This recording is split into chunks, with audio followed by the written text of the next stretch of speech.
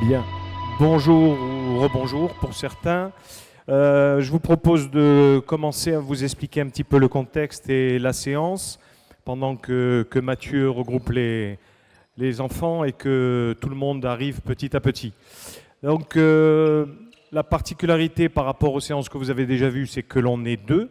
Mathieu va animer et j'essaierai de commenter au fur et à mesure les situations qu'il mettra en place.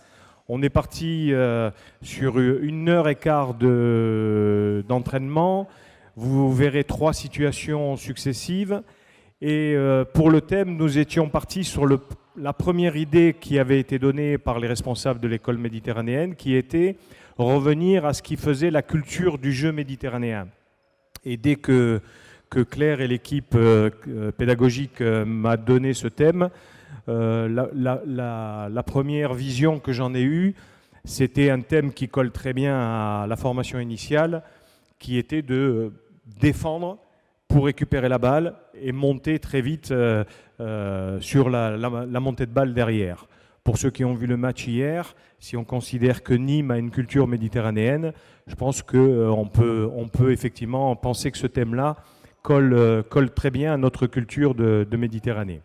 Peut-être qu'à un moment donné, on l'a fait aussi parce qu'on avait des gabarits qui étaient peut-être un peu moins grands que ceux du Nord et qu'une des possibilités de contrer l'adversaire, c'était de se projeter vite vers l'avant.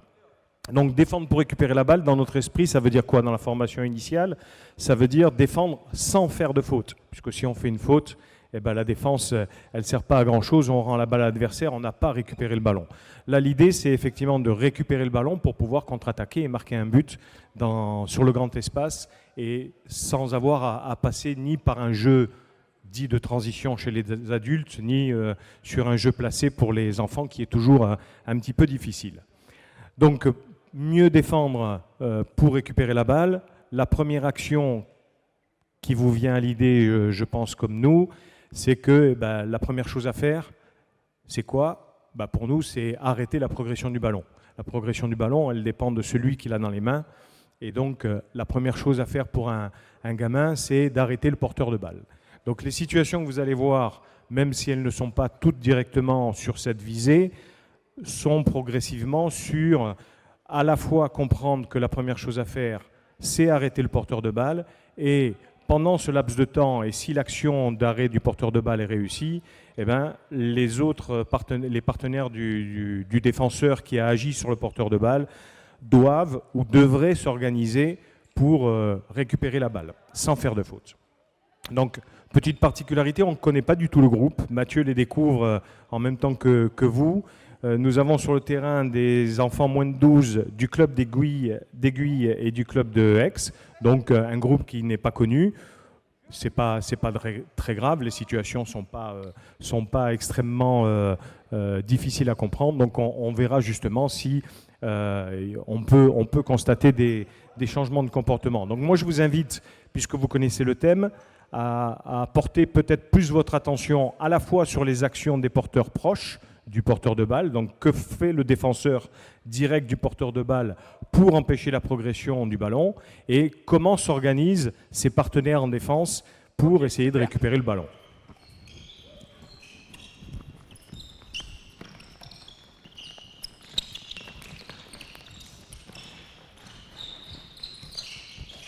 Ok, joue avec ton équipe. Capitaine, tu as le droit de bouger dans toute la zone. Hein. Allez, pour les bleus, à l'opposé.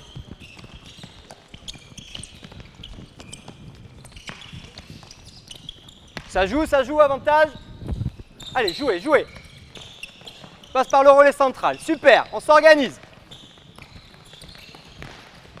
Ok, 1-0, ça joue, tu peux rejouer. On va marquer de l'autre côté. Donc, vous connaissez le jeu, c'est une balle au capitaine. Nous avons 15 enfants, ce qui explique le 15e joueur au centre du terrain. Mathieu a choisi de mettre un relais pour ce 15e joueur. C'est un relais incontournable et pour passer d'un camp à l'autre, il a rajouté cette contrainte de devoir passer par ce joker. Un jeu que l'on fait très souvent dans nos clubs. Donc le but du jeu, c'est de marquer un point en donnant la balle à son capitaine qui est dans la zone en face de soi et qui est gêné par un défenseur. Ok, bien joué. 2-0. Par contre, tu as le droit de le gêner. Hein. Ah, si tu oublies, on prend des buts facilement. Allez, ça joue. 2-0.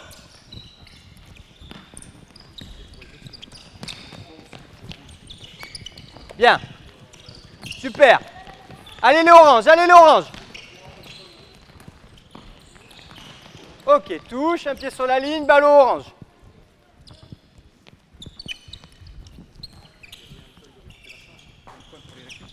J'ai pas mis le point encore. Pas encore. Il n'y a que pour le point pour les... Voilà, j'attends qu'ils... Voilà, on va commencer de suite. Qu'ils comprennent tous le jeu. Mais déjà, il y a des récup, pas mal.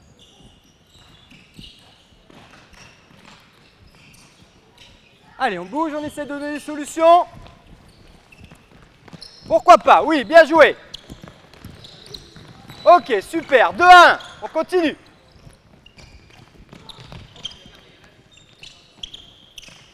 Passe par le centre, passe par le centre. Allez, Florence. Bien à la défense. Ok. Allez, ça joue, ça joue, ça joue, ça joue.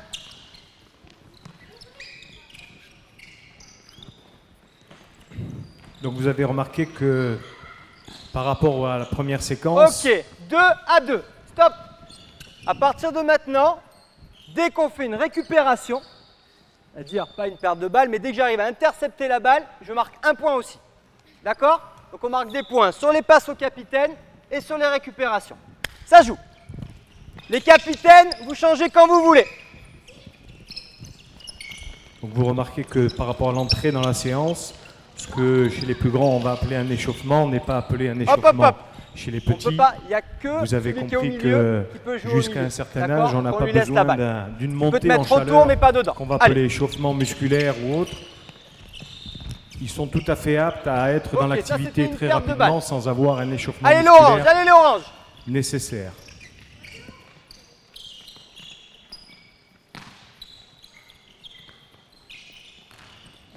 Presque, dommage, continue, continue.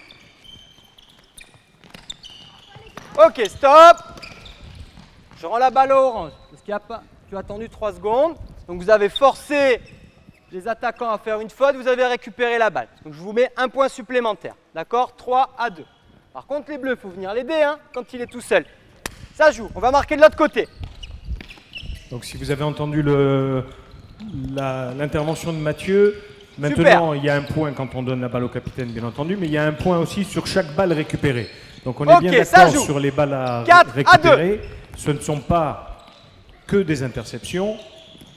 Tout rentre en compte à partir du moment où la récupération elle est active. Super. C'est-à-dire que 5 les à 2, on défenseurs continue. ont agi collectivement ou individuellement pour récupérer le ballon. Super. Là, en l'occurrence, 5-3, interception. le contrôle des Mauvaise attaquants passe. et la gêne sur le porteur de balle a occasionné une faute de 3 secondes du porteur de balle. Donc là, on est bien dans récupération du ballon et une récupération tu as récupéré qui est la balle ici, due à l'action faut des aller de l'autre défenseurs. côté. Donc un point est accordé à la défense. D'accord? Dès que tu la récupères d'un côté, on va de l'autre côté.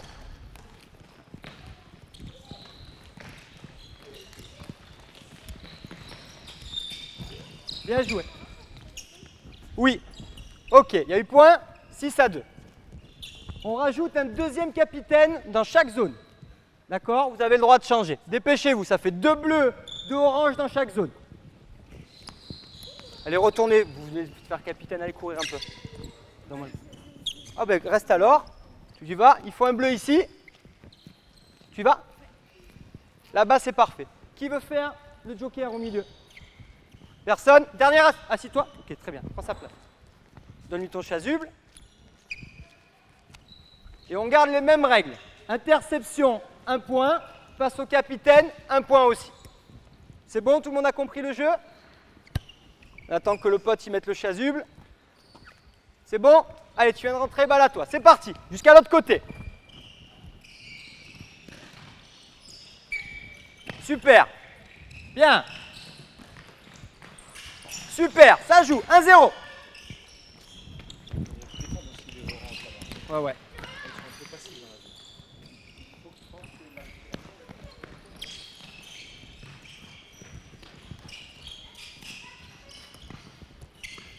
Bien, stop 2 secondes. Bien sur le terrain. Qui c'est qui le remplace? Allez, vas-y. Garde ton chasu. Et ici, il n'y a que vous dans la zone. Hein. Si tu lui bloques le ballon, ça compte un point aussi. D'accord? C'est bon? Allez, c'est parti. 1-0. La petite remarque par rapport à l'évolution qu'a apporté Mathieu, ce n'est pas simplement une évolution que l'on fait coûte que coûte. Mathieu aurait très bien pu commencer par mettre 2 capitaines et 2 défenseurs dans la zone. On ne connaît pas les joueurs, les jeunes joueurs, donc il s'est réservé un temps entre guillemets d'évaluation des joueurs en simplifiant le jeu au maximum et en le complexifiant en mettant deux joueurs dans les zones. Mais il y a un autre intérêt. En faisant ça, on libère des espaces et du coup, sur l'espace central, on se retrouve avec 4 joueurs contre 4 joueurs, ce qui, bien entendu, libère des espaces puisque la densité des joueurs est moindre. Et au contraire, dans la zone, on va un peu complexifier les choses puisque les défenseurs qui peuvent récupérer la balle dans la zone aussi, je ne sais pas s'ils ont bien compris qu'ils pouvaient le faire. S'ils récupèrent la balle dans la zone, ils marquent un point et dans la zone, l'espace est plus petit. Donc on complexifie à la fois la tâche de l'attaquant, mais on facilite la tâche du défenseur. Donc on est sur 2 espaces différents, mais la tâche est la même. Les défenseurs ont la même tâche.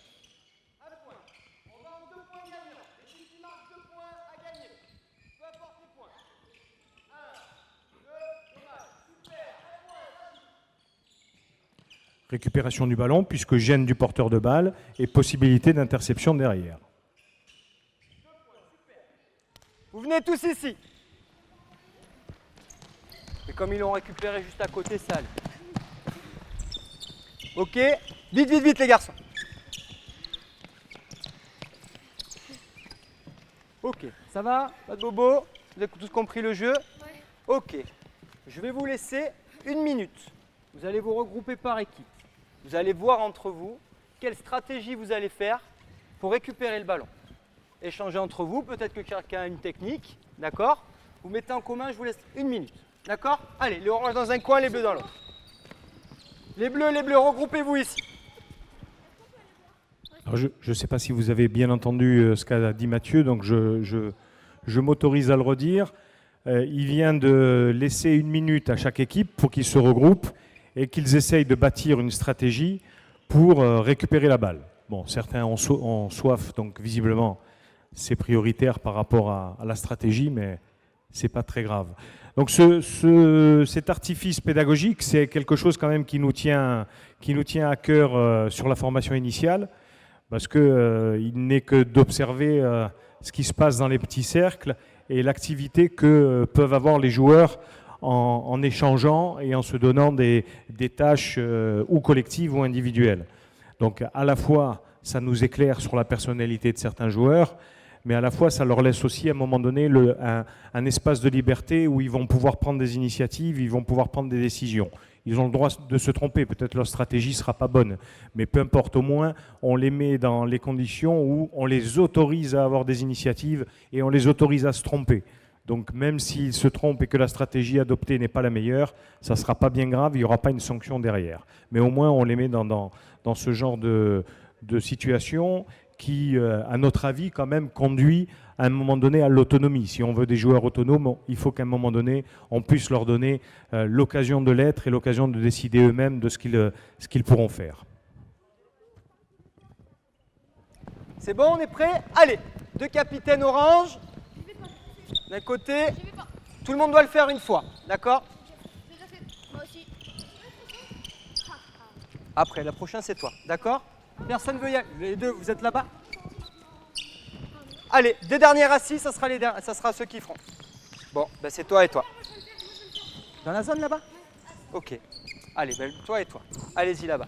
Les bleus. 2 là-bas, 2 ici. 1, il en faut un deuxième. Personne ne veut y aller? 1, 2, 3, dernier assis. Ok, toi et toi. Va là-bas, mon grand. Tanguy. Va en face.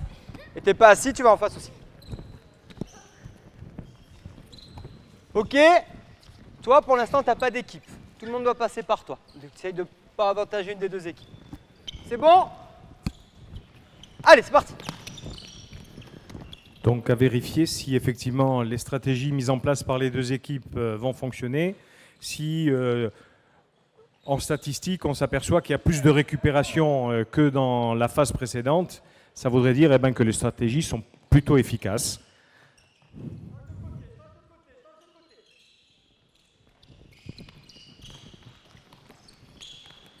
Bien, super, encore.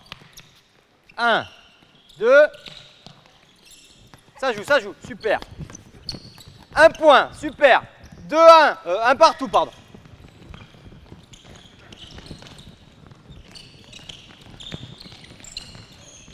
Ça joue. Ok, point pour les défenseurs. 2, 1. Interception, 2 à 2.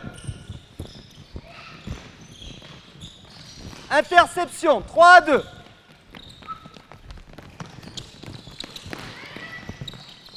Ok, 3 à 3. Allez, ça joue. Le fait de compter, comme vient de faire Mathieu, en annonçant interception et le score, nous semble important parce que ça a l'air de rien, mais les enfants, une fois qu'ils jouent, mais les adultes aussi d'ailleurs, une fois qu'ils jouent, les adultes oublient souvent le projet de jeu qui a été fixé par l'entraîneur, et les enfants, a fortiori, oublient très vite ce qu'ils ont à faire et le but de la tâche qu'ils ont à faire. Donc annoncer le score, en plus en le commentant, en disant pourquoi le point est bonifié, là en l'occurrence c'était des interceptions, nous semble quasi indispensable pour maintenir le joueur dans l'activité dans laquelle on veut le plonger. C'est un petit rappel à chaque... Pardon, garçon. C'est un petit rappel à chaque fois pour lui, pour vérifier qu'il est bien dans l'activité. Et s'il ne l'est pas, il se rappelle que c'est dans cette activité de récupération de balles qu'on a voulu le plonger. Très bonne interception là aussi.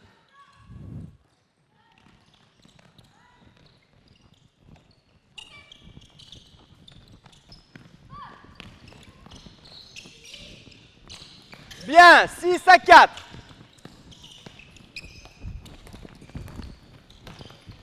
Le relais. Et oui, 6 à 5.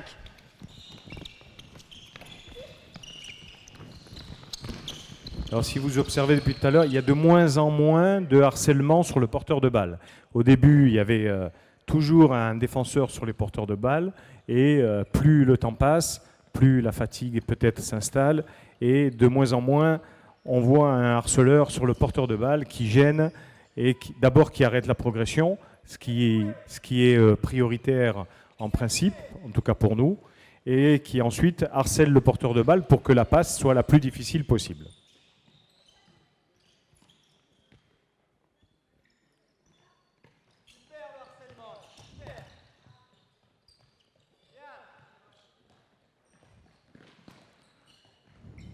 Par contre, ce qui est intéressant, c'est de voir qu'il n'y a quasiment pas de faute.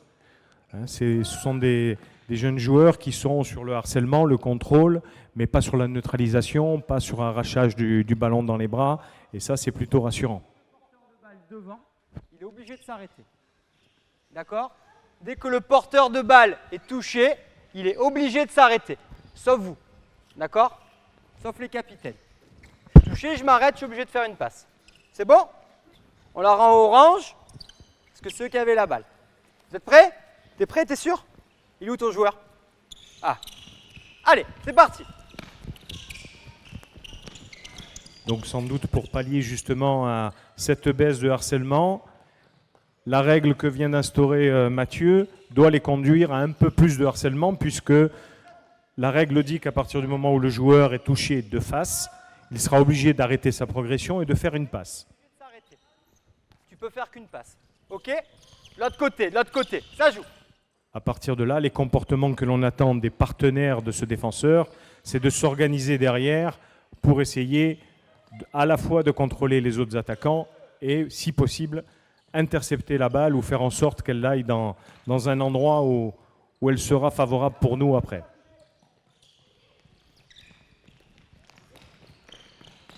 Bien joué. 2 à 1.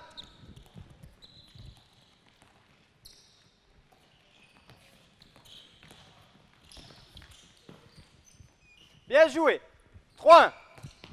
Touché, on s'arrête, super, c'est maintenant que ça travaille. Touché, il fait une passe.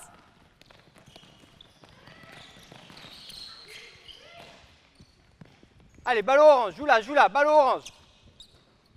Qui c'est qui l'aide? Qui c'est qui l'aide? Bien. Touché. Et alors, qu'est-ce qu'on fait après? Quand tu l'as touché, il s'arrête. Ah oui, mais toi, tu t'arrêtes de jouer du coup? Bah, donne plus la balle. Non, il doit s'arrêter, mais il peut faire une passe après. On arrête?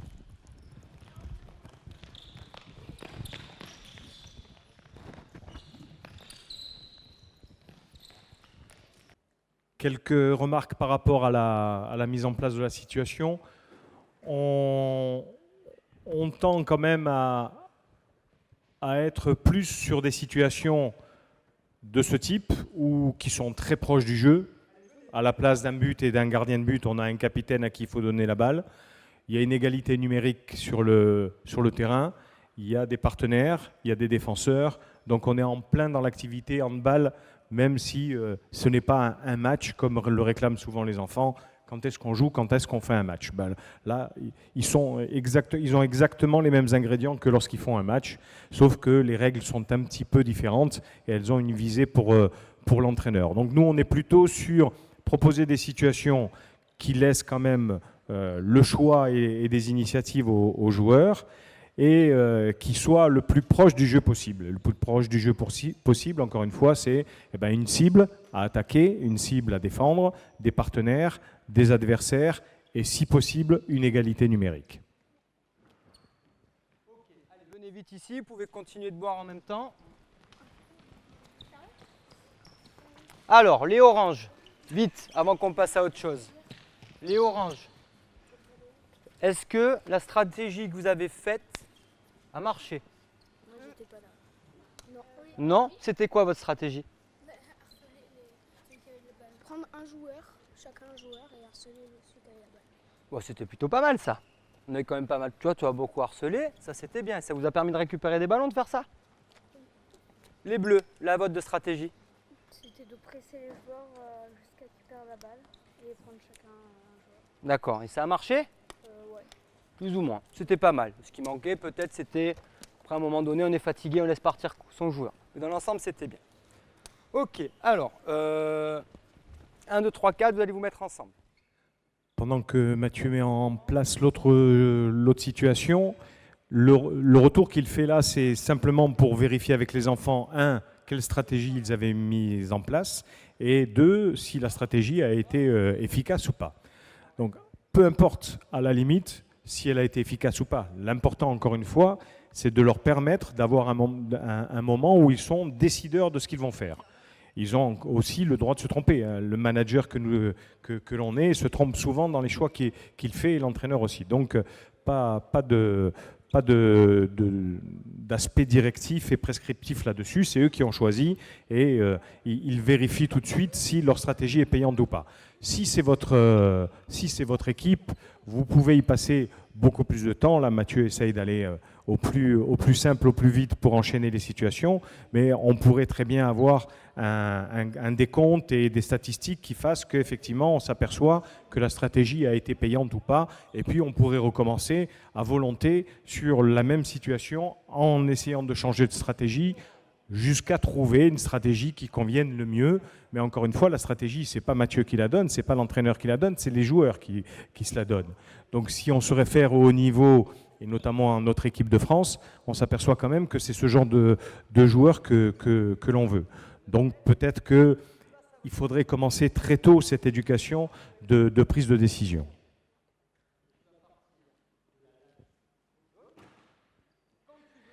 Et pour couper court à certaines réflexions que l'on entend souvent en formation initiale et le reproche que l'on peut faire souvent, certains pensent que ces moments-là, les moments de réflexion, les moments où ils sont en train de bâtir des stratégies, de se parler, d'échanger, de se dire ce qu'ils doivent faire, on pense qu'à ce moment-là, les joueurs ne sont pas en activité.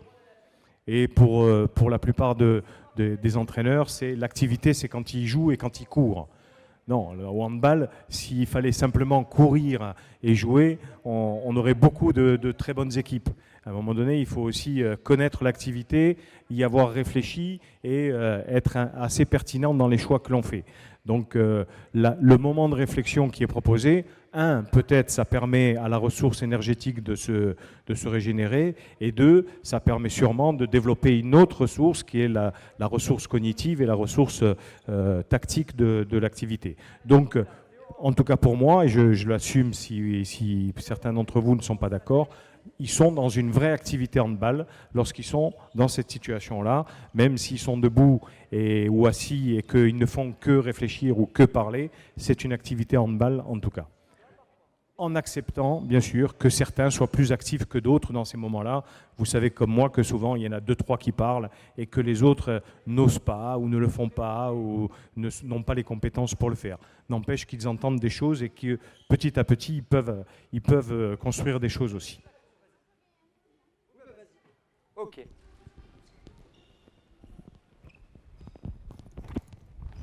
Je vais dans les buts là-bas. C'est bon? Tu as compris? Donc à partir de quand on y va? Ok, super.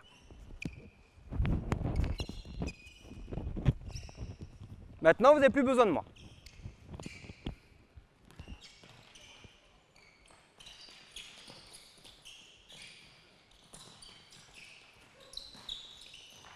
Ok, stop. Les bleus, les rouges, vous sortez, vous n'avez pas marqué votre but, vous vous remettez. Au jaune. Les bleus, vous êtes en attente ici.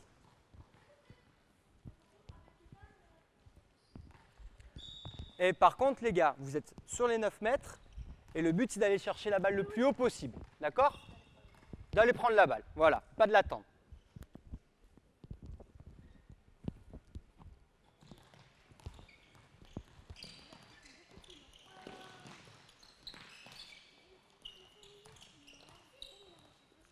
Vous, c'est important, hein, regardez ce qui se passe, peut-être que vous allez faire mieux. Ok, super. Dommage, très bien, on s'arrête. Allez, à vous.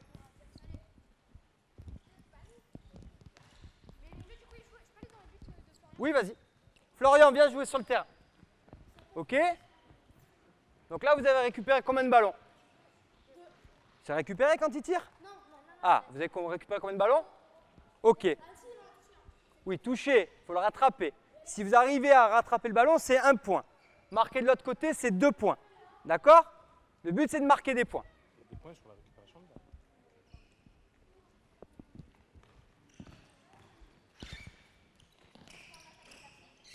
Presque. Super. Continue, continue.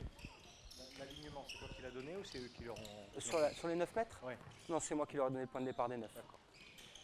Et sur la première, comme ils ressortent pas, je leur dis non, il faut aller chercher très haut. Super, 1 point. Allez, on essaye d'aller.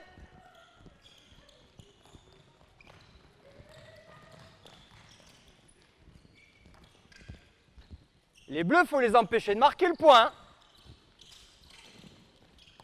Ok, stop. Vous avez récupéré la balle, vous avez empêché de marquer 1 point. D'accord? Très bien. Tout le monde est passé sur les oranges? Très bien. Les bleus en défense. Donc pour ceux qui ont loupé les consignes, une équipe de 4 défenseurs, une équipe de 4 attaquants. Vous avez vu qu'il y a un défenseur qui est en retrait, les autres sont dos tourné au but, simplement pour jouer sur un temps de latence et une organisation qui soit la plus rapide possible. À partir du moment où le joueur qui est en retrait traverse le rideau des 3 autres défenseurs, donc il y a déjà un petit travail de vision périphérique qui est donné. À partir du moment où il traverse le rideau des 3, l'ensemble des défenseurs est en activité. Voilà. Les attaquants, eux, ne démarrent qu'à partir du moment où le 4e attaquant a franchi la ligne des 3. À ce moment-là, but du jeu pour les rouges, bien sûr, marquer le but. But du jeu pour les bleus, récupérer la balle et réversibilité, aller essayer de marquer le but de l'autre côté. Donc si les bleus arrivent à faire ça, ils marquent 1 point sur la récupération et 1 point sur le but s'ils marquent le but. Les rouges, eux, ne marquant le 2 points que s'ils marquent le but sur la première attaque. Florian, c'est toi le point de départ, comme tu veux.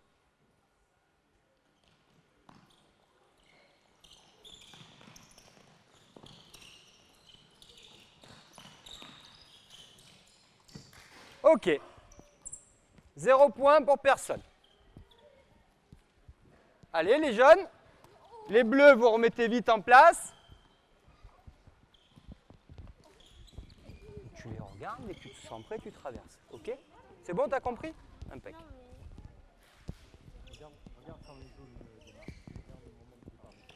Il démarre en même temps que le bleu démarre. C'est ça. Mais c'est pas au moment où il traverse l'horizon. Non, non, c'est au moment du départ. Bien joué. 1-0. Allez, on change, on change, on change. Les oranges, à vous. Quoi? Vous allez tous passer après. Ils font 3 défenses d'affilée. D'accord? Un gardien qui va en face? Allez, vas-y.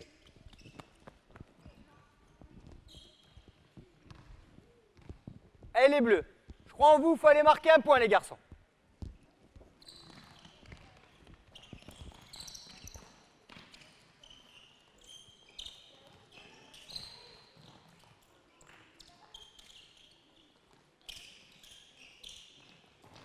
Zone. Ok, vous sortez. L'autre équipe rentre. Et les bleus, qu'est-ce que vous n'avez pas fait, que vous avez fait l'exercice d'avant pour récupérer des ballons? Combien il y a d'attaquants là? Combien il y a de défenseurs? Donc, si vous avez compris le fonctionnement aussi, donc essayez de vous dire quel comportement, mettez-vous dans le short du jeune joueur et demandez-vous ce que vous feriez ou ce que vous voudriez qu'il fasse dès qu'il doit jouer. On s'occupe des défenseurs, bien entendu. On est toujours sur l'aspect des défenseurs. Donc, qu'est-ce que je voudrais que les défenseurs fassent en priorité? Quel est le premier comportement attendu? Donc ça, on l'a dit en début de séance, ce qui nous intéresse le plus, c'est d'arrêter la première progression qui est celle du porteur de balle. Donc, il serait bon de voir à chaque fois un joueur qui monte sur le porteur de balle pour arrêter sa progression. Et derrière, une organisation collective qui fasse qu'on puisse contrôler et intercepter la balle si possible. Allez, vers le but, vers le but. Hop, stop. Bien défendu. Donc, un point pour les défenseurs. Vous avez récupéré la balle, pas loin de marquer 2 points. T'es tout seul à 6 mètres, vas-y mon grand, hein. T'arrêtes pas. Hein. Ok, les rouges, vous sortez. C'est bon, non, ça fait 3 passages. Qui n'est pas allé en défense encore? Les rouges, allez. Et après, ça sera les jaunes. Allez, qui commence? Allez-y. Combien vous avez de points? Reste dans les buts sur ce tour. Ok? Donc pour l'instant, on a les oranges qui ont marqué 1 point. Oui, mais ça te fait 1 point. Une interception, 1 point. D'accord. Les bleus, vous avez marqué 1 point aussi. Donc les rouges, hein, pour gagner, il faut marquer plus d'1 point. C'est mieux.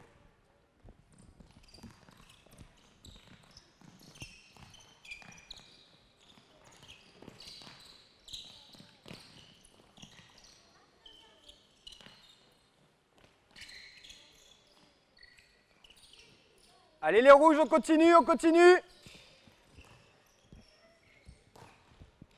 Dommage.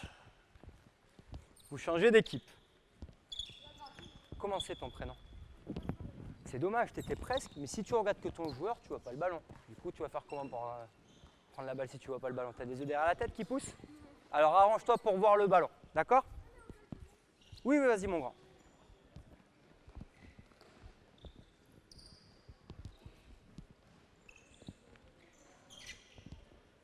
Quand tu veux, hein.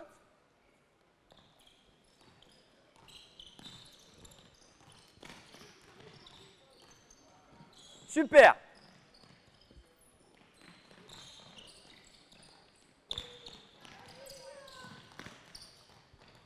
Allez, encore, on gêne, on gêne. Dommage. Bien joué. Allez, on change. Donc, ce qui vient de se passer, le tir là que vous venez de voir, balle récupérée ou pas balle récupérée?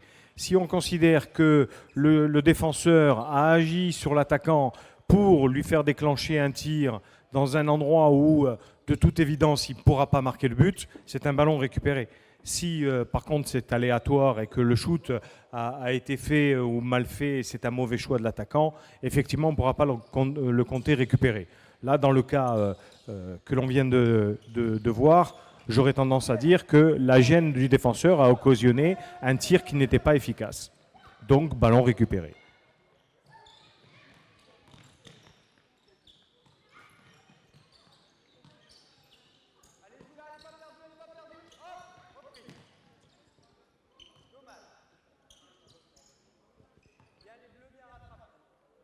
dans la continuité du jeu, là, les bleus, si les bleus là, interceptent la balle, ils ne marquent pas le point de récupération et ils ne peuvent pas réattaquer le but.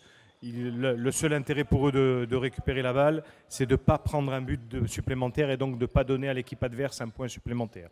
Mais si on commence à rajouter des points, ça devient vite une usine à gaz qu'on n'est pas trop capable de contrôler. Donc il vaut mieux que ça reste simple et que tout le monde puisse compter ses points.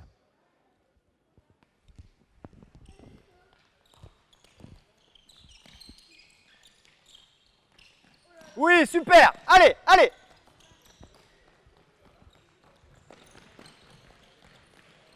Ok, 2 points, bravo.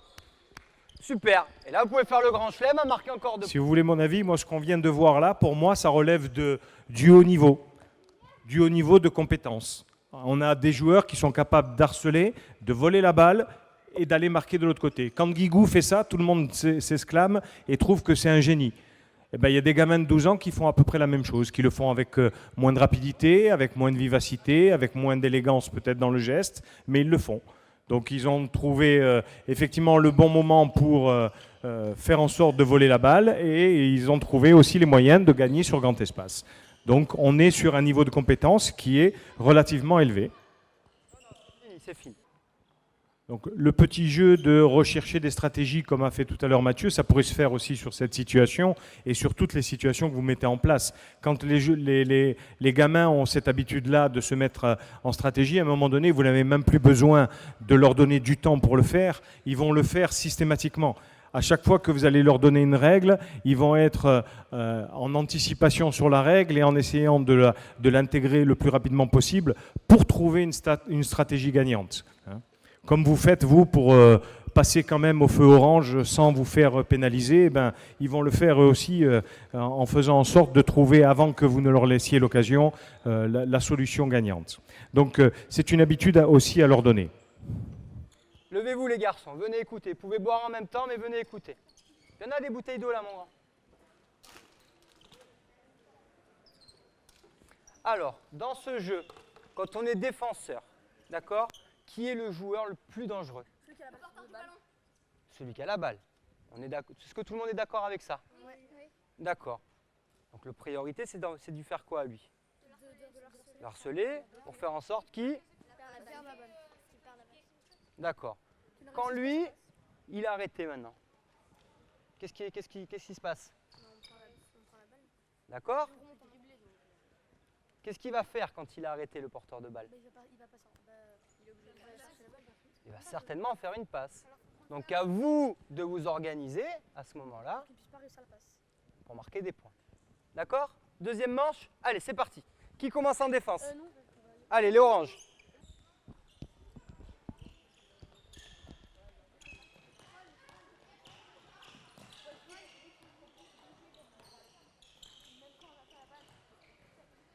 Hop, zone.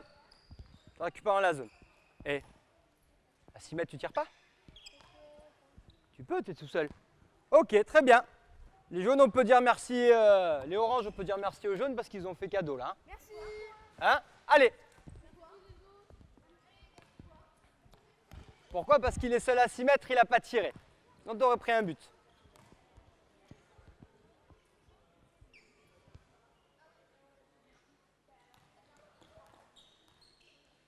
Les attaquants, vous n'êtes pas attentifs.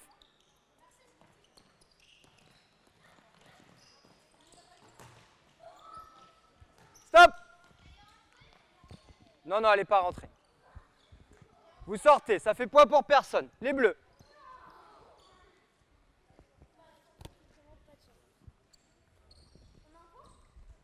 T'as récupéré la balle?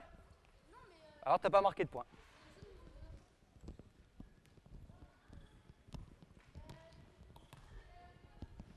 Un jaune? Allez, allez.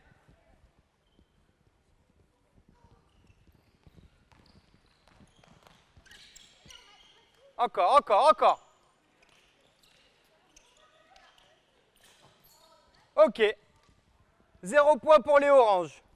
Vous sortez. Mais les jaunes, ils vous donnent un point de but. Non, ils vous ont empêché d'en marquer un. Si tu colles pas ton joueur, ça va être difficile de lui coller la balle. Allez, les jaunes en défense. Qui vous voulez en attaque? Les bleus en attaque, c'est très bien. Vous recommencez, de toute façon, vous faites 3 passages à chaque fois.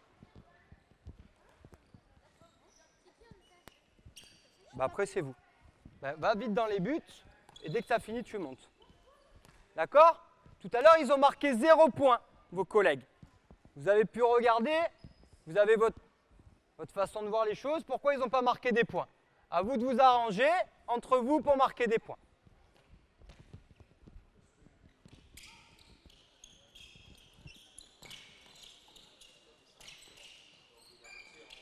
Super, allez, allez.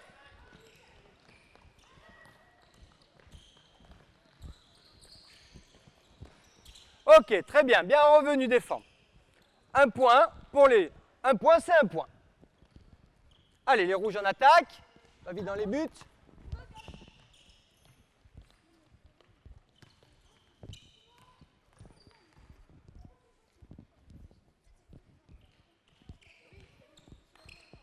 Allez, montez, allez les chercher, allez les chercher.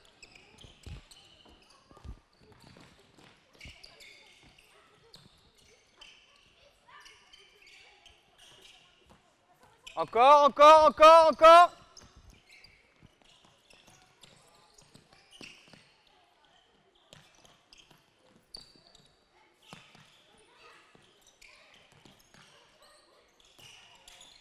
Super, ça joue, ça joue, ça joue. Allez, 2 points. Puisque l'action vient de se dérouler, je me permets une petite observation et un petit débat qui survient toujours dans la formation initiale par les entraîneurs des niveaux au-dessus, où on a accusé beaucoup la formation initiale de faire jouer les jeunes joueurs sur le grand terrain et que, en conséquence, ou à cause de ça, ils ne savaient plus jouer sur des défenses regroupées et ils avaient du mal, aussi bien en attaque qu'en défense, quand c'était regroupé près du but, à s'organiser. Les actions que l'on voit tout à l'heure, notamment la dernière, montrent, que ça peut défendre dans un espace regroupé et ça peut attaquer quand même une défense qui s'est regroupée. Donc bien entendu, le jeu prioritaire chez les moins de 12 se fait sur le grand espace, mais ils ne marquent pas à chaque fois sur un grand espace. Et à chaque fois qu'ils ne marquent pas, eh bien, il faut bien qu'ils essayent d'accéder au but avec une défense regroupée. Donc, à mon sens, c'est un faux procès. Ce n'est pas du tout la cause de la compétence limitée des gamins, qui serait peut-être plutôt à chercher sur les côtés techniques et moteurs. Mais un enfant est capable, avec une défense regroupée, d'accéder au but. Là, c'est un peu facilité parce qu'ils sont 4 contre 4. Donc moins de densité de joueurs, plus d'espace, on y arrive un peu plus. Mais c'est un faux procès que de dire qu'ils n'y arrivent pas à cause des formes de jeu que l'on donne à ces catégories-là. Alors bien entendu, il n'y a pas interception à tous les coups, ou ballon gagné à tous les coups. Mais ce n'est pas parce qu'il n'y a pas de réussite que les situations sont forcément ratées. Ce qui nous intéresse, ce n'est pas le résultat toujours. C'est aussi ce que font les joueurs dans la situation. Le résultat peut être négatif, peut être positif. Au haut niveau aussi, il y a parfois des buts qui sont marqués et on ne comprend pas pourquoi ils sont marqués. Donc là, il y a but, par exemple, très rapidement, mais ce n'est pas pour ça que ce qu'ont fait les défenseurs ne nous intéresse pas. À partir du moment où, dans leur stratégie, ils se sont dit on va en prendre un chacun, on monte tout de suite sur celui qui a la balle et qu'ils arrivent à le faire, c'est déjà pas mal dans l'intention. Ensuite, construire une motricité, construire une technique et des savoir-faire sur des choses plus précises, ils ont un petit peu le temps quand même. Ils ont 10 ans, 11 ans, ils ont certainement le temps d'affiner leur motricité et leur capacité technique. Bien joué. Ok, notre équipe en attaque. Les lecteurs ou pas les lecteurs? Allez-y, ils dorment. Tu vas jouer, garçon. Le prochain, vous y allez, mais si vous mettez 5 minutes pour y aller, on perd du temps. On dirait des mamies avec le truc là. On dirait les vampes, tu sais, le sketch.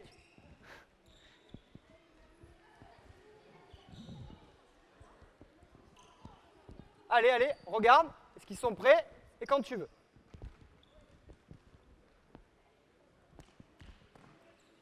Allez, allez, on va chercher, on va chercher, on va chercher. Vous êtes deux sur le même là. Zone. Ok.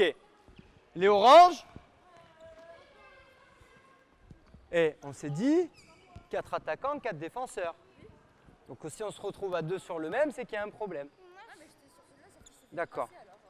Ça, c'est bien. Attention de ne pas vous laisser celui qui a le ballon tout seul et pas de vous retrouver à 2 sur le même. Allez, dernier passage.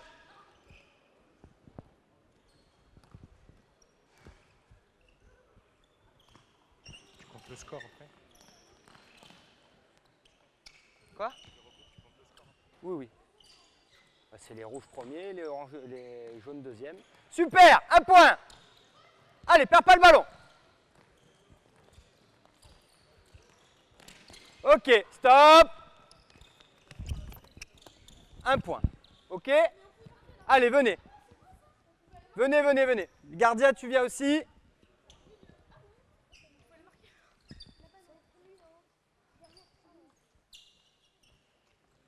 Ok, des points sur cette manche.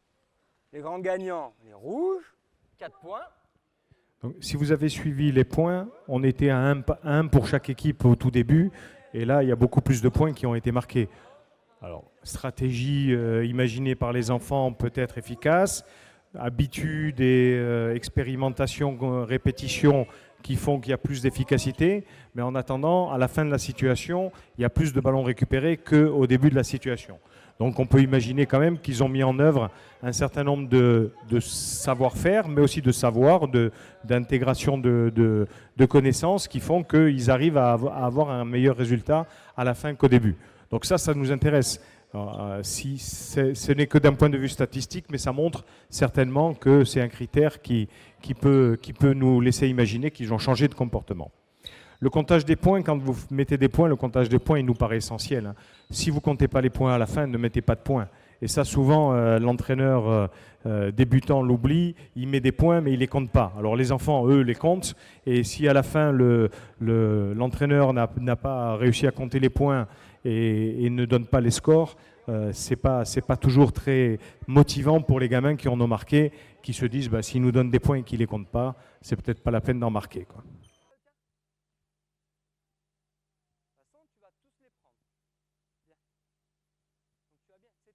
Donc départ du jeu avec 2 plots matérialisés pour les attaquants en bleu et pour les défenseurs en orange. Donc les premiers de chaque plot vont démarrer. On va donc avoir un 2 contre 2 sur la première phase de la situation. Et le gardien, dès que le ballon est arrêté, passe au deuxième ballon et le jeu s'enchaîne constamment, a priori sans trop arrêter la continuité du jeu à 2 contre 2 à chaque fois. Vous revenez par le côté.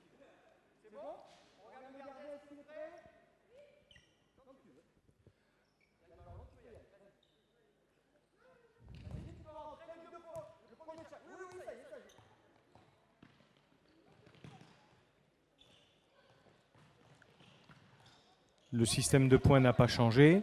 Donc l'idée de répéter les points, ça montre effectivement ça doit montrer effectivement aux joueurs que la tâche n'a pas changé. On attend toujours la même chose de lui, c'est de défendre pour récupérer la balle sans faire de faute et récupérer la balle pour la monter le plus rapidement possible. Ok, 2 à 1. Voilà, très bien. Laisse les ballons dans tes buts, laisse les ballons dans tes buts, laisse les ballons dans les buts. Et vous sortez vite du terrain. Eh oui, maintenant il faut comprendre le jeu.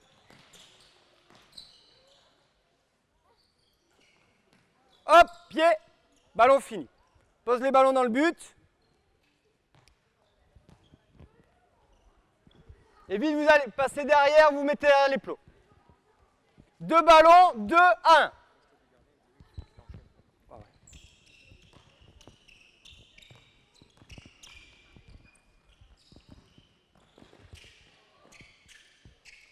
Ok, 3, 1. Oui, vas-y. Dès que c'est fini, t'enchaînes. Par contre, nous, on est attentifs. Super. Allez, vas-y, vas-y, vas-y, vas-y. Continue, continue. Ça joue, on l'a récupéré. 1 point. 2 partout.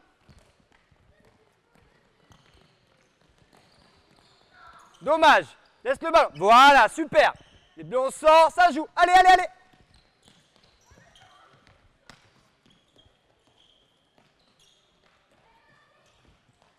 Bien joué. 3-2. Et dernier ballon.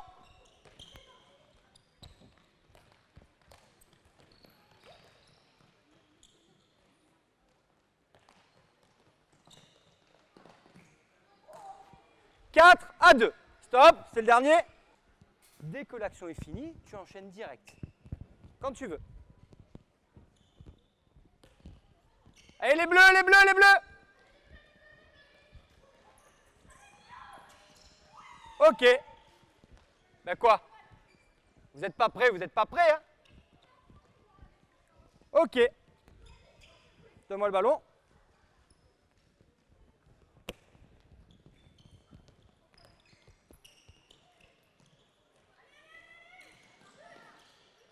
Bien, 4 partout.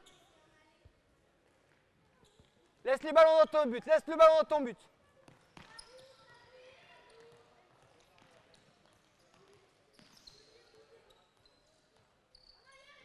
Allez, pour marquer des points, les bleus, il faut récupérer la balle.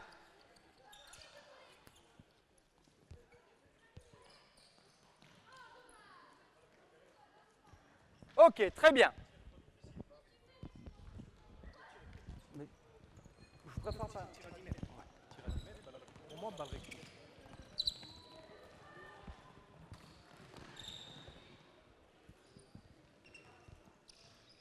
1, 2, ah.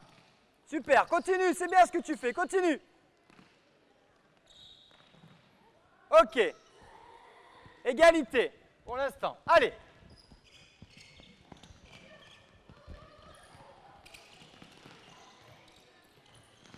Hop.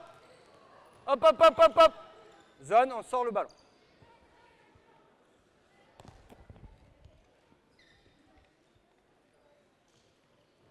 Tu vois, c'est le truc le plus difficile à comprendre, c'est quand est-ce qu'on commence. Voilà. On va faire un point à la fin. Ok, bien joué. Fini? Ok, victoire des oranges. Les oranges, 2 sauts. Ici, 4 sauts. 4 sauts groupés en sanction. Allez. Et on se regroupe. Allez, venez, venez, venez.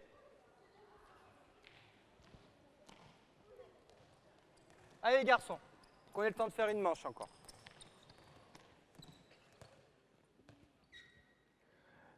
Les hésitations sont naturellement normales. Les gamins ne connaissent pas la situation, ne connaissent pas Mathieu, donc le temps d'intégrer les balbutiements que vous avez vus et le manque de réaction, notamment au signal d'entrée en jeu, est normal. Il leur faut toujours un temps, au moins pour intégrer la règle, au moins pour se l'accaparer et bien entendu pour l'adapter à ce qu'ils peuvent faire. Donc ne soyons jamais trop impatients quand on voit que ce qu'on attend de l'activité n'intervient pas tout de suite. Ne soyez pas trop impatients pour à répéter les choses. Ils ont besoin de temps pour intégrer les choses et il faut leur laisser ce temps-là. Ce n'est pas du temps perdu, encore une fois, c'est du temps nécessaire à cet âge-là pour intégrer les choses.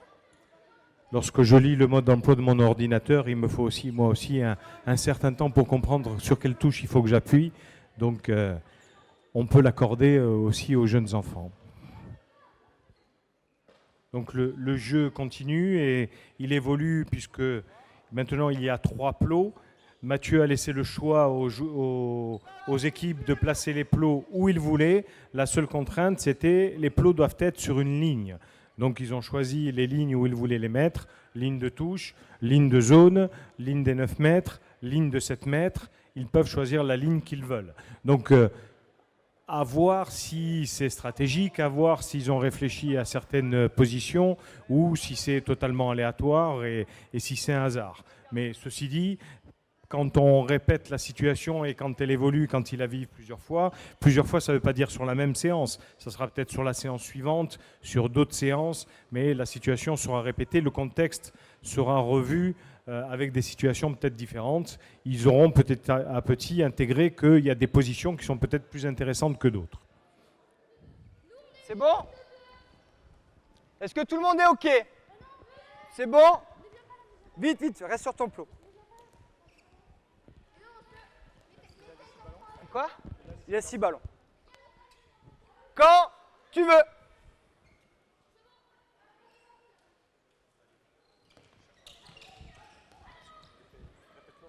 Ouais, c'est ce que j'essaye, quoi.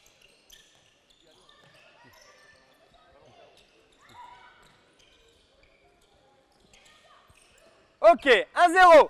Enchaîne, enchaîne, enchaîne, enchaîne. 3 nouveaux défenseurs.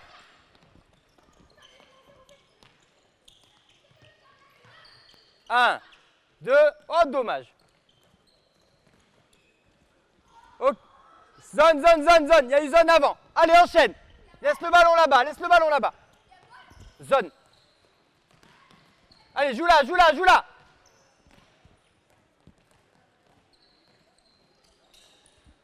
Ok, 2-0, enchaîne. Oui, c'est ça, dealer. Harcèle, harcèle, harcèle. Tu vois, il leur manque un peu. Pardon. Ok. Ok, c'est bon, super, ça enchaîne. Les autres, on s'enlève vite du milieu. 1. Donc, vous voyez que les règles sont comprises, ça va beaucoup plus vite et que dès qu'un ballon est arrêté, il y en a un autre qui s'en va. Ça y est, ils ont l'air d'avoir intégré le fonctionnement. Donc maintenant, attardons-nous sur les comportements. Vous serez d'accord avec moi que nous, la visée, elle est plutôt défensive, mais que parfois, c'est les comportements offensifs qui semblent les plus intéressants. Mais de toute façon, notre activité, elle n'est que dialectique entre la défense et l'attaque. Et donc, quand on travaille la défense, on a forcément des comportements offensifs intéressants qui naissent. Plus les défenseurs vont être meilleurs, plus les attaquants devront l'être aussi. Et le contraire est vrai aussi, bien entendu. C'est bon là, les 6 ballons? Donc maintenant, vous êtes en défense. Le seul moyen de marquer des points, voilà. Double raison de me rattraper le ballon. Ok? Les bleus, vous êtes prêts? Gardien, tu as bien compris, dès que le ballon est fini, on joue de suite. Je n'ai pas besoin de te dire vas-y. D'accord? 1, 2, 3. Attends, par contre, t'es un peu... Allez, vas-y, c'est bon. Je vais t'enlever 2 ballons, t'en as un peu trop. 1, 2, ok, super. Encore. J'ai pas vu le début, j'étais en train de ramasser 2 ballons. Ok, super, 1 point. Dommage. Stop. On sort vite, le gardien. Ça va? Ça va, t'es un gars rien.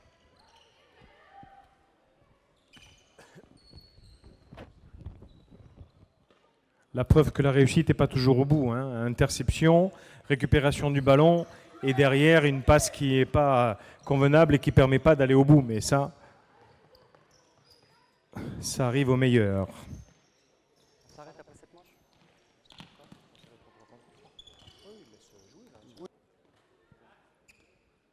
Donc pas prévu, mais comme on a vu l'ensemble des situations, Mathieu finit par une petite rencontre à 7 contre 7. Alors selon les endroits et les territoires, on joue à 7, on joue à 6 en moins de 12. On peut en débattre tout à l'heure si vous avez des questions là-dessus. Mon avis, c'est qu'à partir du moment où la compétence des joueurs leur permet de jouer à 7, il faut jouer à 7. Et si ils ont besoin de plus d'espace et de moins de densité de joueurs, il faut jouer à 6. Mais les règles, elles doivent s'adapter aux compétences des joueurs et pas à l'imagination de ceux qui font des règles en étant éloignés de la réalité des gamins. Donc là, 7 contre 7, j'imagine que la règle va porter sur la récupération de balles et sur les ballons récupérés et volontairement récupérés. 2-3 minutes pour vérifier qu'ils arrivent à s'organiser un petit peu et à être dans la même activité. Donc essayons de voir s'il y a du harcèlement sur le porteur de balle, essayons de voir si les défenseurs éloignés du porteur de balle sont capables de contrôler. Alors, j'ai dit contrôler pendant la séance, on pourrait appeler l'action comme une dissuasion, mais chez les gamins, ils n'ont pas cette notion de dissuasion, donc ils sont plutôt sur le contrôle de l'adversaire, et voir s'ils sont capables de trouver des moyens à la fois de contrôler et de pouvoir intercepter.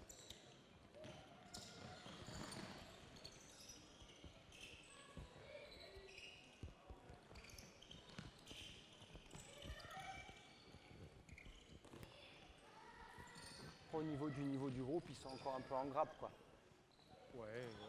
Stop! On lui rend la balle, c'est bien. Et le problème de le toucher, c'est quoi?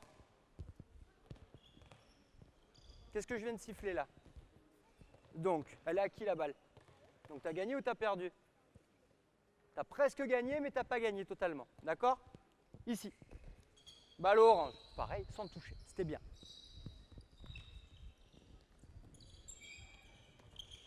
Super!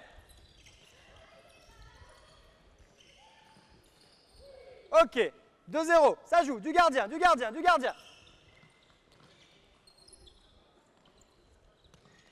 C'est bien les oranges là, les bleus, allez, super. Oui. Là, il y a du harcèlement et du contrôle, hein. Y compris sur la première passe du gardien qui était quasiment à 3 secondes. Attention. C'est compliqué ça, hein. Ok, il y est. Va dans les buts, s'il te plaît. Va sur le terrain. Allez.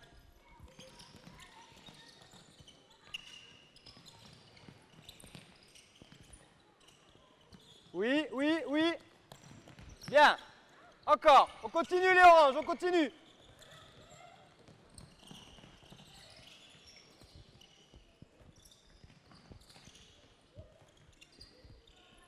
Bien.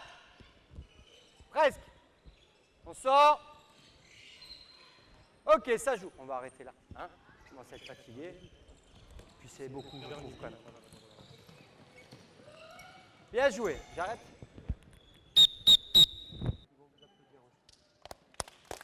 On remercie les jeunes gens d'Aiguille et les jeunes gens de Aix de s'être prêtés au jeu. Merci à Mathieu pour l'animation. Merci au club de Aix de nous favoriser cette tribune qui nous intéresse toujours. On est toujours ravis de placer une petite séquence de formation initiale parmi les séquences des grands. Et la relation avec les collègues des parcours d'excellence montre de plus en plus qu'ils se montrent intéressés sur ce qui se passe avant. Okay. Alors, on a une petite dizaine de questions. La première, faut-il privilégier l'amusement au détriment du règlement?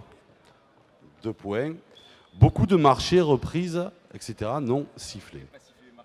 C'est pas bon. Je dirais que c'est par rapport à ça, c'est que c'est des gamins qu'on ne connaît pas. On essaye de leur faire une situation qu'ils ne connaissent pas. Et si on est pointilleux sur le geste, sur le marché ici, donc c'est vrai qu'on a été un peu plus laxiste sur des marchés, des reprises, du moment qu'il y avait les comportements qu'on voulait. Donc c'était peut-être un choix. Donc je pense qu'à force avec son groupe, c'est des choses qu'il ne faut pas laisser passer.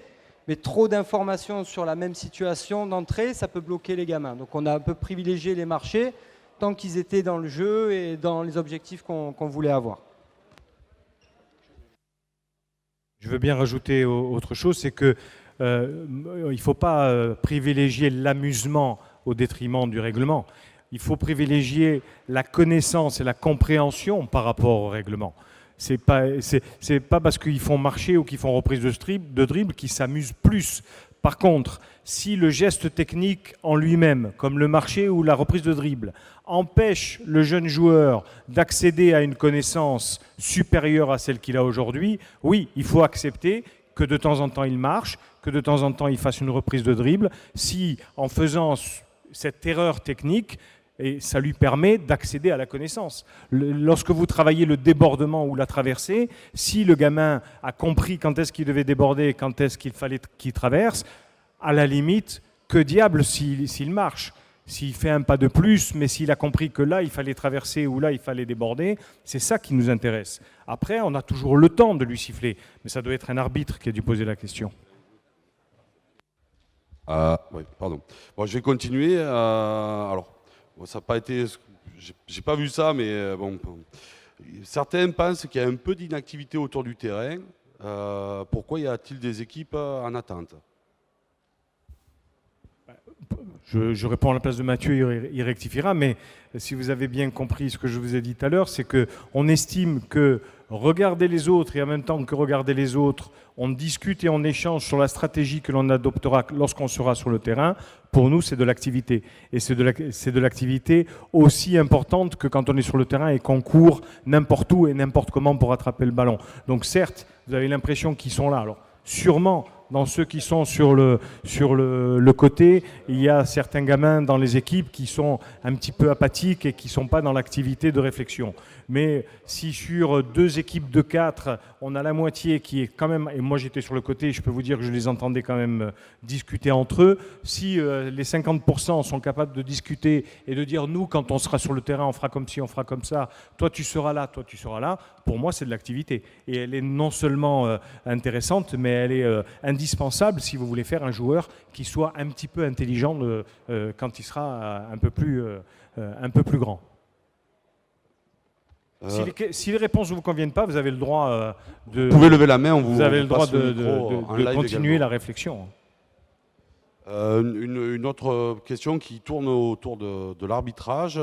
Comment inclure dans cette séance aussi peut-être la notion d'auto-arbitrage ? C'est ce qu'on aurait pu. Par exemple, sur la situation à 4 équipes, l'équipe qui est en attente on aurait pu faire qu'un jeu à 3 équipes et la 4e équipe de relais pour arbitrer. Ça aurait pu être une possibilité. Ça aurait pu être de mettre un joueur dans chaque coin du terrain, des points stratégiques, et l'équipe, au lieu qu'il soit en attente ou en récup, ou comme nous on pense, en train de réfléchir à une stratégie, on aurait pu inclure de l'arbitrage. Maintenant, je pense que quand même pour inclure un petit peu d'arbitrage, il faut quand même quelqu'un qui suive et qui soit capable de corriger derrière. Donc peut-être qu'aujourd'hui, on a plus accéléré sur nos thèmes que vraiment l'arbitrage. Mais c'était une notion intéressante et à réfléchir. Moi, je trouve que la réflexion est intéressante parce qu'on oublie de plus en plus effectivement de faire arbitrer les gamins pendant que leurs copains jouent. Ceci dit, la séance qu'on vous a présentée n'est pas une séance modèle ou modélisés comme les collègues vous les ont présentés hier et ce matin. C'était plutôt mettre l'accent sur des situations qui essayaient de mettre le joueur dans des notions de choix à opérer à partir du moment où il avait compris le problème qu'on lui posait. Donc on était plus là-dessus que sur une situation d'animation. Là, l'arbitrage, il est plutôt sur le volet de l'animation. Nous, on s'est plutôt porté sur le volet des contenus. Mais vous avez raison, effectivement, ne pas oublier de faire arbitrer les gamins pendant les séances d'entraînement. Et ça, c'est effectivement une tendance qu'on remarque de plus en plus, où on oublie de mettre les gamins avec un sifflet au milieu. Mais ce que dit Mathieu est vrai, c'est-à-dire qu'à partir du moment où on lui donne le sifflet, il faut tout accepter. C'est-à-dire c'est lui qui décide, avec ses erreurs et avec les possibles oublis qu'il peut faire. Mais quand on est dans une séance où ce qui nous intéresse le plus, c'est le contenu, il est difficile de se passer quand même de la vision de l'entraîneur qui sait ce qu'il veut, qui connaît les comportements qu'il attend et qui va intervenir en fonction de ça et non pas simplement de la règle par elle, y compris donc la première observation sur le marché. Si j'arbitre, le gamin va arbitrer, il va laisser le marché. Alors que si c'est moi, je vais peut-être laisser un marché parce que ça m'intéresse qu'il marche. Il a fait ce que j'attendais en comportement, il marche, et ben tant pis. Je lui dirai qu'il a marché et j'essaierai de corriger ça. C'est plus facile à corriger le marché qu'à corriger la compréhension de la situation. On va parler des situations que vous avez proposées et surtout des stratégies à développer par les enfants avec plusieurs choix généralement par situation. Est-ce que pour vous, dans la formation initiale, ça voudrait dire qu'il faudrait abandonner quelque chose des situations plutôt fermées où le choix est simple et unique, c'est A ou B? Non, non, non, c'est le débat éternel de la formation initiale. Non, c'est une proposition, c'est notre entrée, parce qu'on pense que de toute façon, à travers ce genre de situation, l'enfant, enfin le jeune joueur, il travaille autant l'aspect perceptif, tactique, qu'il ne travaille l'aspect physique, technique. Il est impossible de penser que je vais pouvoir prendre la bonne décision sans avoir les outils techniques ou moteurs qui servent à la bonne décision. Et à l'inverse, je peux avoir les meilleurs outils techniques et moteurs dans mes possibilités, mais si je ne sais pas lire les situations, si je ne comprends pas ce qui se passe devant moi, je ferai n'importe quoi aussi. Donc encore un faux débat mais qui est généré depuis longtemps. Depuis longtemps, on dit, oui, vous mettez des situations comme ça collectives, mais on oublie d'apprendre aux joueurs à faire ci, à faire ça. En jouant, on a pu quand même constater qu'il y avait des tirs en suspension, il y avait des tirs en appui, il y avait des passes tendues, il y avait des passes à rebond, il y avait des passes lobées. Donc il y a différents gestes techniques qui apparaissent, qui ne sont pas toujours les plus pertinents, certes, mais encore une fois, notre position, c'est de se dire, à cet âge-là, il est important de travailler la compréhension de l'activité. Travailler la compréhension de l'activité à partir d'un certain âge, personnellement, je dirais, plus on vieillit, plus c'est difficile. Et regardez-le, essayez de vous regarder vous-même dans les actes de la vie quotidienne. Est-ce que vous êtes aussi malléable et disponible pour apprendre de nouvelles choses? Donc c'est l'âge d'or des apprentissages pour les collègues de l'éducation nationale. Donc il faut profiter de cette tranche d'âge-là pour leur apprendre le plus de choses possible et leur faire répéter le plus de choses possible. Ensuite, savoir sauter haut, courir vite, tirer fort, je pense que tout le monde dans cette salle a une petite recette pour le faire, et pour le faire avec des joueurs qui ont 15, 16, 17 ans. Mais si le joueur de 15, 16, 17 ans, il n'a rien compris au film et il ne connaît toujours pas l'activité qu'il pratique, ce sera de plus en plus difficile pour le lui faire comprendre. Vous aurez beau lui mettre le livre de Daniel Costantini qui s'appelle Handball sous les yeux, il ne comprendra rien au truc. Donc, par contre, il saura sauter haut, il saura tirer fort et il saura aussi courir vite. On va parler des formes de jeu de ces catégories-là. Alors, on a, nous, nos repères en Provence ou sur la Côte d'Azur, des formes de jeu développées. On va te poser une question, Max, puisque tu es responsable fédéral de la formation initiale. Est-ce que, pour toi, il est vraiment pertinent de défendre étagé sur des catégories moins de 12 ans? Moi, je vais vous faire une réponse de Normand. Pour un Corse, ce n'est pas très terrible, mais il faut faire les deux. L'alternance, elle est toujours bénéfique, mais on a des options, et l'option la plus répandue, c'est quand même faire une défense homme à homme et avec le plus d'espace possible. Pourquoi? Parce que d'abord, ça laisse quand même plus de possibilités à l'attaquant, avec les compétences qu'ils peuvent avoir à cet âge-là, et ça donne des responsabilités aux défenseurs. Alors que, Eric, par exemple, est en Provence, et il a une approche différente, y compris pour des plus jeunes. Donc tout est valable. Donc je pense qu'il ne faut pas être dogmatique en disant c'est ça qui est bien ou c'est ça qui est bien. Il faut alterner les différentes choses. Donc je trouve que dans beaucoup de territoires, les gens ont l'intelligence de proposer des formes de jeu qui soient alternées et souvent en tiers-temps. Je ne sais pas si vous êtes sur des tiers-temps aussi. Malheureusement, non. Mais dans la plupart des territoires qu'on traverse, il y a beaucoup de tiers-temps où sur un tiers-temps, c'est une défense étagée, sur un tiers-temps, c'est une défense alignée, et sur un tiers-temps, c'est libre. Donc ça me semble être très raisonnable, ça. Au moins, on s'assure en faisant ça de deux choses. Un, que le gamin, à chaque fois qu'il va jouer, il va rencontrer des défenses différentes. Et bien entendu, des attaques différentes, puisqu'on est toujours sur la dialectique. Et deux, en donnant ce genre de règles aménagées, on force les entraîneurs à se poser la question, si je veux gagner le match, il faut que je gagne le plus de tiers-temps possible. Donc ça veut dire que dans mes entraînements, j'apprends à mes joueurs à défendre aligné, à défendre étagé, à attaquer une défense alignée et attaquer une défense étagée. Donc il y a un double objectif sur la règle aménagée, un qui vise directement le jeune joueur, mais un qui vise aussi le formateur. Donc je pense qu'il faut alterner. Et après, je dirais, le plus facile, c'est de s'adapter aux joueurs. Si vous avez des joueurs, on a dit longtemps, je parlais tout à l'heure de... Vous jouez à 6 aussi ou à 7? Peut-être par niveau? Vous jouez à 6? il y a eu, sur les moins de 14 ans, on a paramétré il y a quelques années des tiers-temps, des alternances entre 6, 7, etc. etc. Les Bouches-du-Rhône, bon, Alex a répondu, mais il me semble, Cyril Chauvin a disparu, il était là. Il me semble que sur le Vaucluse, sur les moins de 12 ans, vous êtes sous des formes alternées, tiers-temps, etc. Vous êtes à 6 ou à 7 ? D'accord. Donc par rapport au nombre, l'idée de départ des gens de la formation initiale, c'était on les fait jouer à 6, donc 5 plus 1, 5 sur le champ, un gardien, pas parce que ça nous faisait plaisir de les faire jouer à 6, simplement parce que lorsque j'enlève un joueur dans chaque équipe, ça veut dire que j'enlève 2 indices.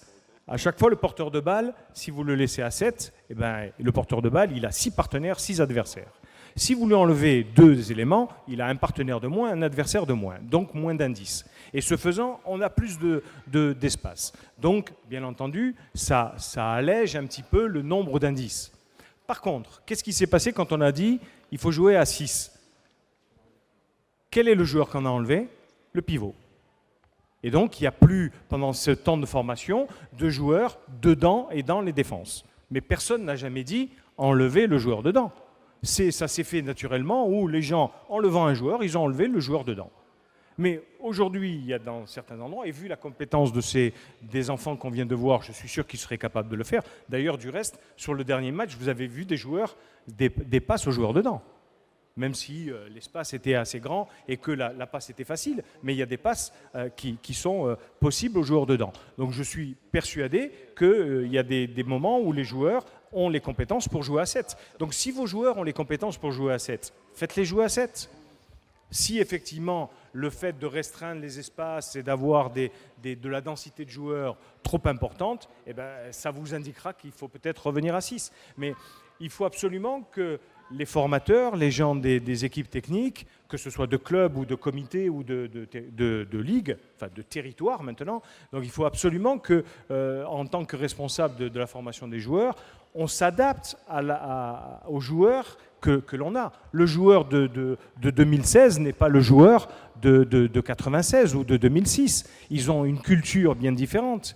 Avant, on faisait attention même au vocabulaire. Je crois que c'est tout à l'heure qu'on a les premiers pas, tout à l'heure, où on leur racontait des histoires. Pour jouer au handball, il fallait traverser la rivière aux crocodiles, etc.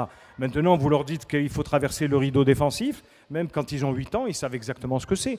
Donc que ce soit dans le vocabulaire, que ce soit dans les notions, que ce soit dans la culture qu'ils emmagasinent, ils ont tous la télé, ils ont un club à côté d'eux qui joue à un niveau intéressant. Donc la culture handball, elle n'est pas la même qu'il y a 10 ans. Donc on ne peut pas raisonner, nous, en tant que formateurs, avec le même fonctionnement qu'il y a 10 ans. Il faut absolument que ce soit nous qui nous adaptions à ce qu'ils savent faire. Donc reste la partie la plus difficile, c'est l'évaluation. Parce qu'on est toujours aussi mauvais dans l'évaluation que l'on conduit, on est toujours aussi incapable de dire « mon joueur, il sait faire ci, il sait faire ça ». Quand on demande aux entraîneurs « il sait faire quoi ton joueur ?» Ah ben là, ça, il ne sait pas le faire. Ça, il ne sait pas le faire. Dis-moi ce qu'il sait faire. C'est ça qu'il faut faire. Il faut partir de ce qu'il sait faire pour lui proposer quelque chose qui est un petit peu plus difficile. Mais pas partir de ce qu'il ne sait pas faire. Sinon, si vous partez de ce qu'il ne sait pas faire, vous lui apprenez tout le handball. Sauf qu'il n'a pas besoin au tenté de tout le handball. Il a besoin de juste quelque chose qui serait au-dessus. Donc les formes de jeu, elles vous appartiennent. Et moi, je trouve que c'est normal qu'elles ne soient pas les mêmes d'un endroit à un autre. Voilà. Elles doivent s'adapter à la situation des gamins et à leurs capacités. On va rester sur les formes de jeu, mais on va être sur l'actualité avec l'évolution du règlement. Alors l'évolution de notre activité est bien évidemment liée à l'évolution du règlement. Une règle qui marque un petit peu tous les esprits, c'est le gardien qui sort et le 7e joueur. Chez les adultes, ça pose des problèmes, mais dans la formation du jeune joueur, comment vous voyez l'évolution de nos modes de fonctionnement ? Sincèrement, j'espère que cette règle va faire long feu, c'est-à-dire que dans 2 ans, on n'en parle plus. Mais j'ai un doute quand même, parce que ceux qui l'ont mise, la règle, ils vont vouloir qu'elle perdure. Pour moi, ce n'est pas du handball, c'est pas ça le handball. Et voir des matchs où il va y avoir 3 buts ou 4 buts dans chaque match de goal à goal, je ne trouve pas ça très spectaculaire ni très intéressant. Donc, par contre, si on se projette et qu'on se dit cette règle va rester, et cette règle va durer, la séance qu'on a essayé de vous proposer, elle a encore plus de sens. C'est-à-dire qu'aujourd'hui, il va falloir mettre en œuvre une activité défensive qui fasse que le ballon soit récupéré très rapidement par le gardien ou par un défenseur pour tirer directement. Après, le deuxième volet sera d'apprendre à notre gardien ou à notre défenseur de marquer un but en faisant un tir de 30 mètres ou plus si besoin. Et ça, ce sera peut-être le deuxième volet. Donc, on s'aperçoit qu'il y a une intention encore et un savoir-faire technique à mener. Mais ça pose aucun problème si ce n'est d'adapter les besoins. Mais là, si on fait ce qu'on a fait cet après-midi, on s'adapte totalement à cette nouvelle règle, qui, j'espère, ne vivra pas longtemps.